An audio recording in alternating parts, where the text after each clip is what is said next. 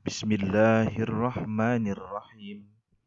Assalamualaikum warahmatullahi wabarakatuh. Alhamdulillah wassalatu wassalamu ala Rasulillah wa ala alihi wa ashabihi wa mawalah wa ba'du. Anak-anakku sekalian kelas 8 MTS Al-Amin Banturung yang Bapak banggakan, kembali kita bertemu pada pembelajaran online kita, yaitu pada pelajaran Al-Quran Hadis, yang mana kita masih memasuki pada bab yang berkenaan tentang kepedulian sosial. Nah, pada hari ini kita akan membahas kepada hadis tentang tolong-menolong. Kalau pada pertemuan sebelumnya kita sudah membahas tentang ayat Al-Quran yang berkenaan dengan kepedulian sosial. Baiklah anak-anakku sekalian, sebelum kita mulai pembelajaran ini, mari kita buka bersama dengan membaca basmalah. Bismillahirrahmanirrahim.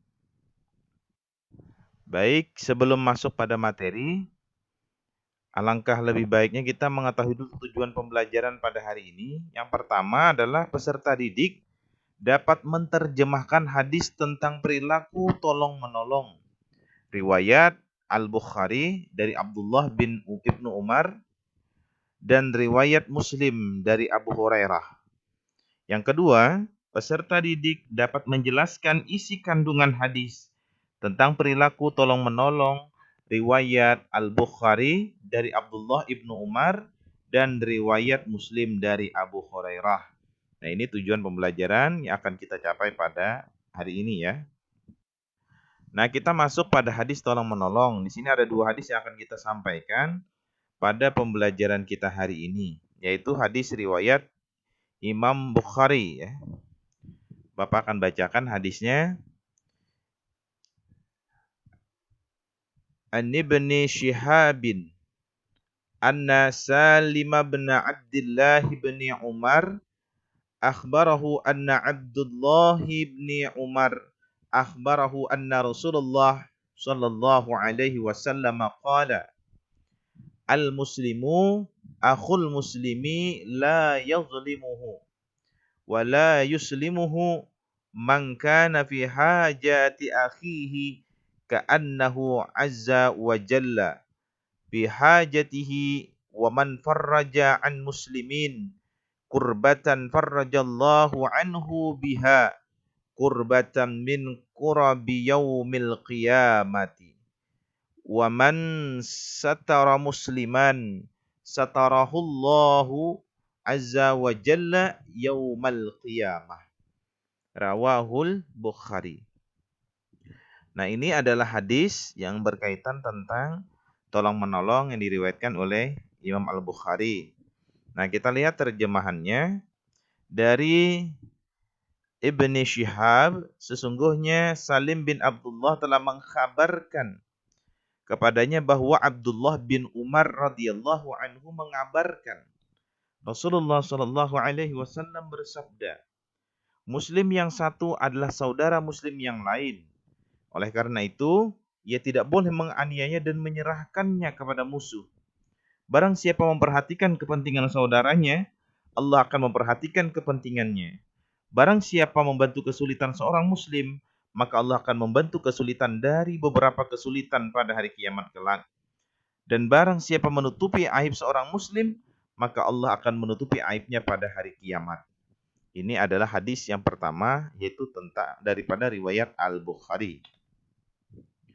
Nah, sekarang riwayat yang kedua, ini adalah riwayat daripada Muslim ya, atau Imam Muslim. Nah, di sini Bapak bacakan dulu hadisnya yang diriwayatkan daripada Imam Muslim ya.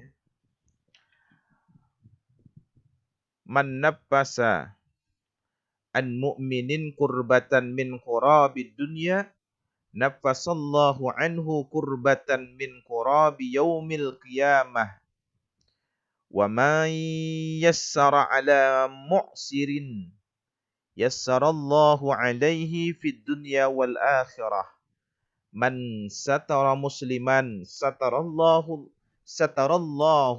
fid dunya wal akhirah.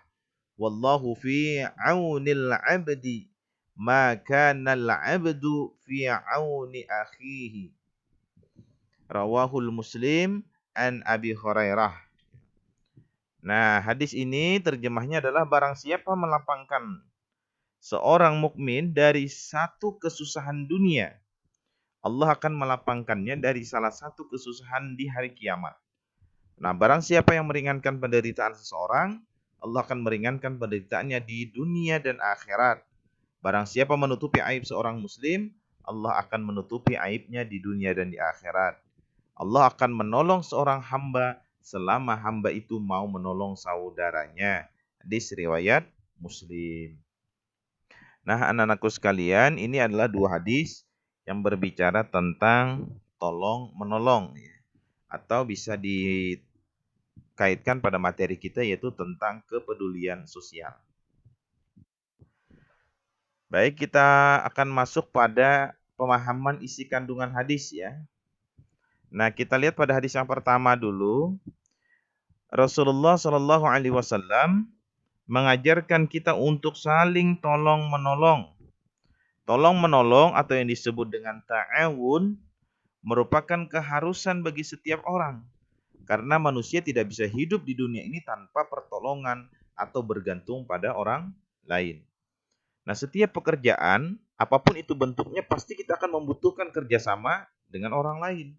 Di samping itu, tolong-menolong dibutuhkan tidak hanya dalam urusan pekerjaan saja, melainkan dalam hal nasihat menasihati dalam kebaikan, anjuran berbuat kebajikan, dan lain sebagainya.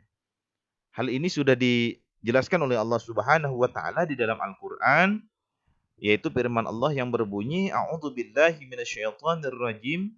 Bismillahirrahmanirrahim.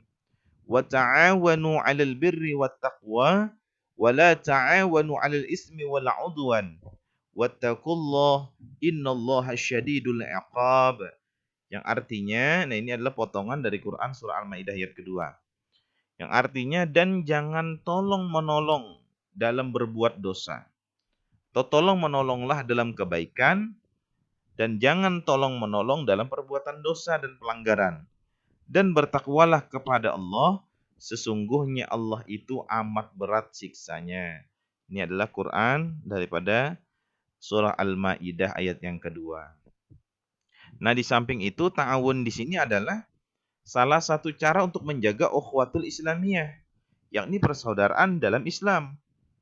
Tidak ada artinya ketika kita menganggap orang lain sebagai saudara, tapi kita tidak memberikan bantuan manakala ia sedang membutuhkan. Nah, tolong menolong dan bahu-membahu inilah yang menjadikan tuntunan dalam kehidupan kita dalam bermasyarakat. Misalnya, ambil contoh ketika tetangga kita sedang menderita sakit, maka selayaknya kita menjenguk dan mendoakannya. Karena apa? Setiap muslim ini diibaratkan oleh Rasulullah Shallallahu Alaihi Wasallam, al-mu'minu lil mu'minati kal bunyani yashuddu ba'duhu ba'dan. Jadi Rasulullah mengatakan bahwasanya mukmin yang satu dengan mukmin yang lain, ya, al-mu'minu lil mu'mini kal bunyani yashuddu ba'duhu ba'dan. Jadi mukmin yang satu, mukmin yang lain itu ibaratnya satu bangunan, yang mana di antara satu sama lain itu adalah saling menguatkan. Nah, ini adalah isi kandungan daripada hadis yang pertama, yaitu berbicara tentang ta'awun, saling tolong menolong. Maka ketika kita mempunyai kelebihan daripada apa yang kita miliki dalam hal harta, kita boleh memberikannya kepada orang yang memang layak untuk kita bantu. Nah, kemudian hadis yang kedua. Nah, hadis yang kedua ini menggambarkan keterikatan persaudaraan antara seorang mukmin, sehingga kuatnya ikatan ini dihargai oleh Allah Subhanahu wa Ta'ala. Berupa apa penghargaan Allah? Itu pahala dan kemudahan di akhirat nanti. Janji Allah Subhanahu wa Ta'ala ini merupakan janji yang mutlak. Maka seorang mukmin tidak perlu lagi kita ragu menolong untuk saudaranya. Karena apa? Allah itu akan menepati janji kepada kita. Nah, kita harus menolong tanpa keraguan kepada saudara kita yang mukmin lainnya yang sedang dalam kesusahan dan dalam keadaan menanggung aib.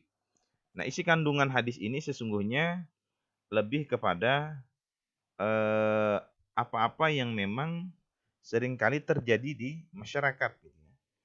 Nah, yang pertama di sini adalah kesediaan melapangkan kesusahan seseorang yang akan dibalas oleh Allah dengan kelapangan dari kesusahan pada hari kiamat. Nah, ketika kita menolong orang susah di dunia, maka Allah akan melapangkan kita dari segala macam kesusahan, dari segala macam adab, yaitu pada hari kiamat. Ini kalau kita mau melapangkan susahnya orang dalam kehidupan dunia. Jadi kalau ada orang susah, maka kita yang punya kelebihan silahkan untuk membantu.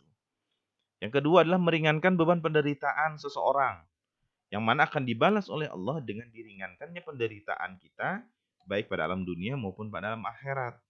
Jadi kita hidup hendaknya jangan membuat orang itu menderita. Tapi ketika kita melihat orang menderita, ayo kita ringankan penderitaan orang itu semata-mata untuk mendapat redha daripada Allah Subhanahu wa taala baik pada alam dunia maupun pada alam akhirat. Nah, kemudian yang ketiga adalah menjaga atau menutup aib saudaranya. Maka tidak boleh kita mengungkit aib karena aib ini agar tidak diketahui banyak orang.